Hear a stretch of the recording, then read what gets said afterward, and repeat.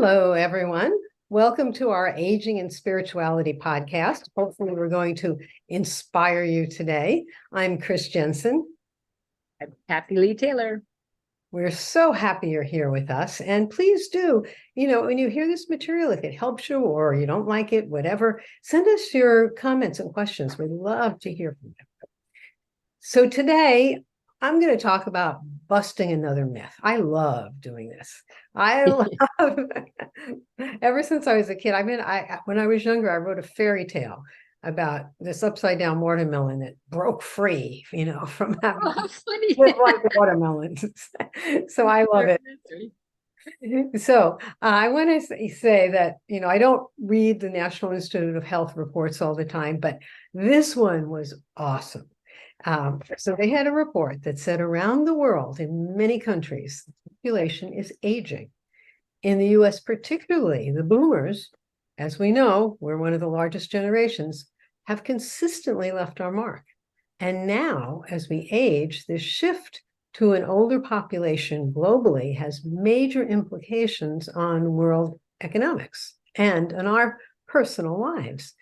Older people are playing a more significant role in taking on leadership positions, and more leadership positions are now held by older people more frequently than ever before. Oh, wow. Yeah, and this is all in the report. This is not me saying it. So what does this mean? Is the idea that we have to retire at a certain age, or we're less productive or less capable as we age, just a myth? Stay tuned. You'll find out. Definitely. The answer, according to the NIH report, which is based on about 10 or 12 different studies, is you bet. That is a myth. In fact, their report says that older leaders increase productivity. Yeah. So that's really important to understand. So what does this mean for you? That it means, first of all, if you don't want to retire, don't. What is that anyway? What is retiring? That's just a stupid word. Right. But the thing is that in this report, they talk about I'm going to talk a little bit about increasing productivity and how they do it. But the sales leadership, when it's an older leader, they are a role model, and the sales productivity, which is a very concrete, tangible thing to measure, goes way up with an older leader. So It's very important to understand.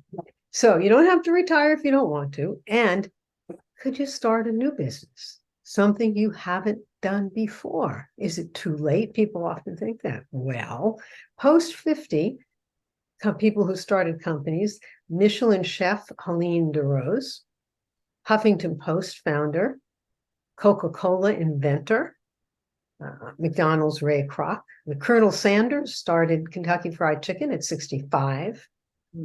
And look what he did with that. So very interesting. And now this is really interesting. The oldest person to start writing and be successful was Lorna Page. She wrote A Dangerous Weakness at 93. That's crazy. 93. So if that doesn't tickle your jibs, if that doesn't, that is inspiring. It really is. 93 years old, and it's not like she was writing and being a successful writer and having published books all her life. She did this at 93. Wow. So no whining about being too old. That's exactly right. So does this get on your horse? Yeah. Does it mean you can do something you've never done before? Of course it does. Is there something you thought you couldn't do, so you never tried it? I mean, isn't that kind of what we all do sometimes? Is now the time to try it? Or when if it's not when is it? When is it going to be time? Yeah. So I can tell you I want to give a couple of personal examples from me and from Kathy. She doesn't know I'm going to do this, but so I'll tell you, I was told, oh, don't sing, whatever you do, don't sing. And so at post 50, I decided to take singing lessons. Thanks to Kathy. She turned me on to this wonderful singing teacher. I just knew I wanted to play chants at the yoga center. That's all I wanted to do. And so the first day I felt it was something I couldn't do, but there was some inner motivation, and with Kathy's support and sending me to somebody that could help me, I went to the singing teacher, and he could tell I obviously had zero confidence. And he said, my first lesson, he said, there's nothing magical about singing. There's only two things involved. One is the muscles have to memorize the position, and the other is confidence. And he said, clearly you have no confidence. He said, so we'll show you in, these first weeks, we'll get the muscles to memorize the positions. And she said, and then you're going to hear yourself and you're going to have confidence. And it was absolutely true. It was an incredible breakthrough. It was absolutely incredible breakthrough. And so, I don't remember exactly how old I was when I did this. It was a while ago, but I was definitely post 50. I was, probably 55, or closer. That's about right. Yeah. Okay. Good. I'm glad you knew about it. I somewhere in there. And so, but it was tremendous.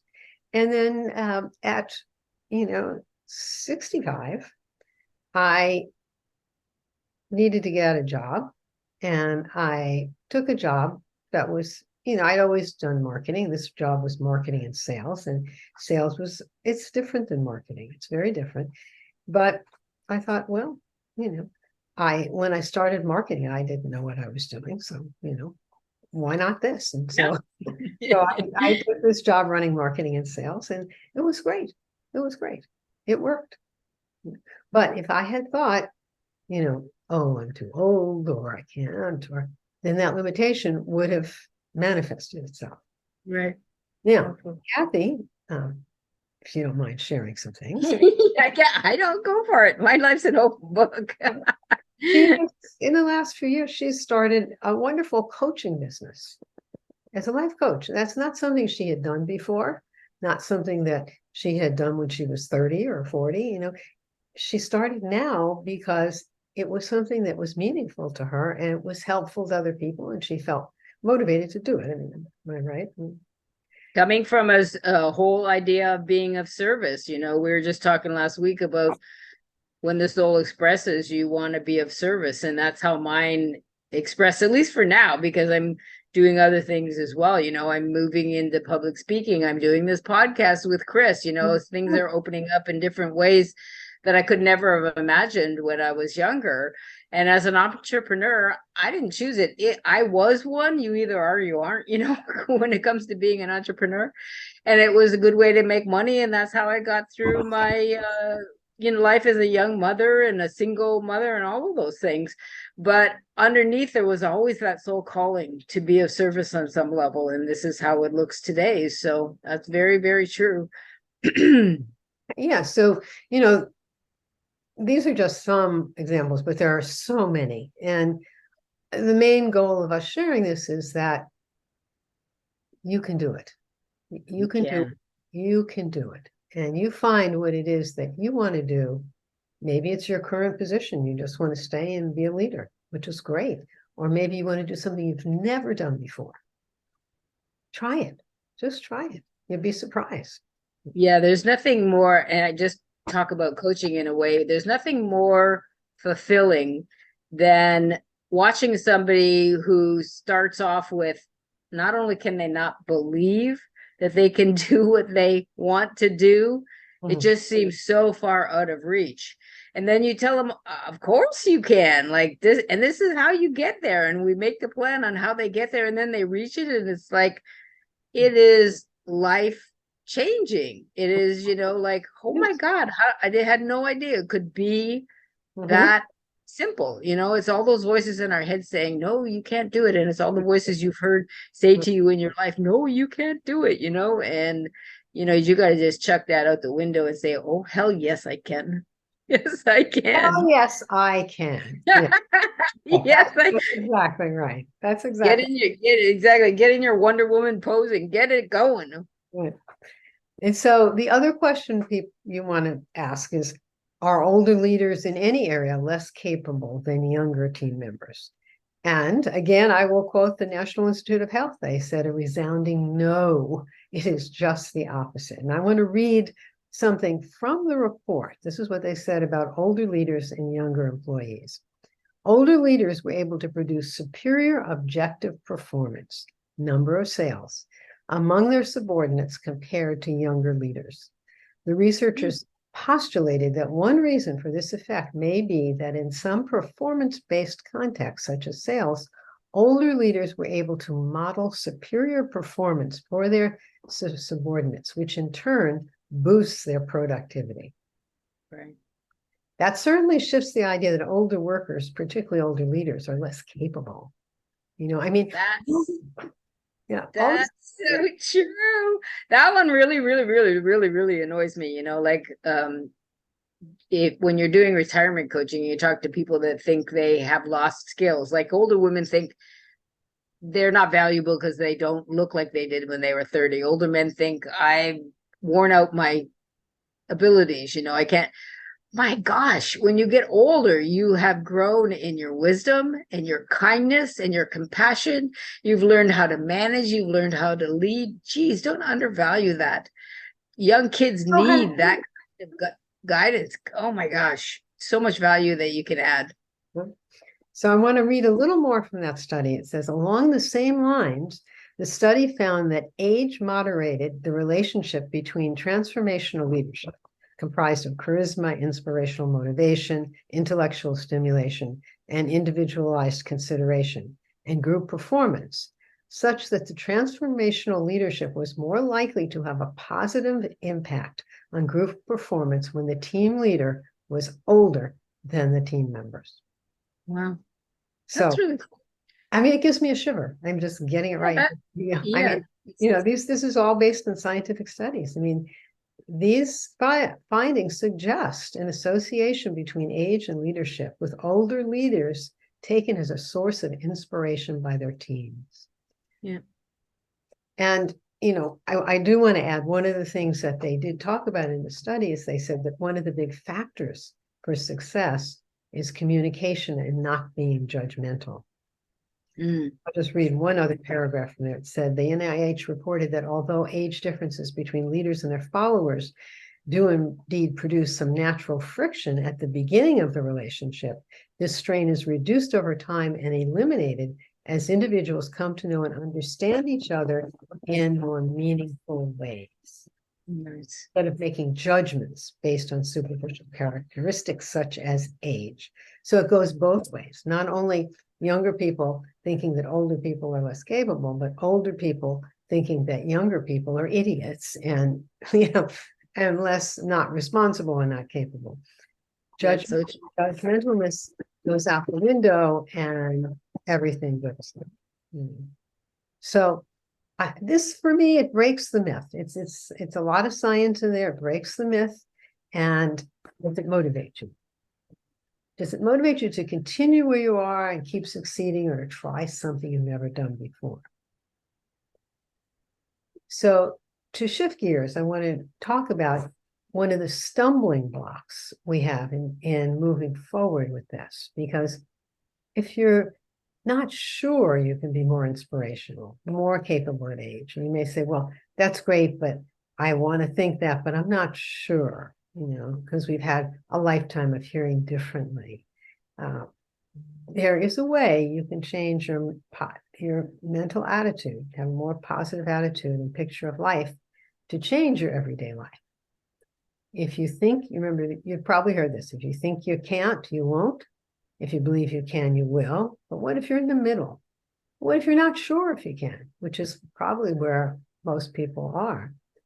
There's a great technique. There's a book called The Law of Attraction, The Science of Attracting More of What You Want and Less What You Don't, by Michael Rozier.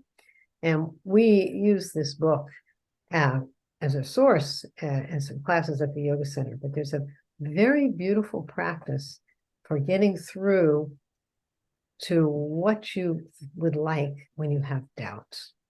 So, I can't say, I'm going to start this company. I'm not, I'm not capable of it. Kathy's life coach. Okay.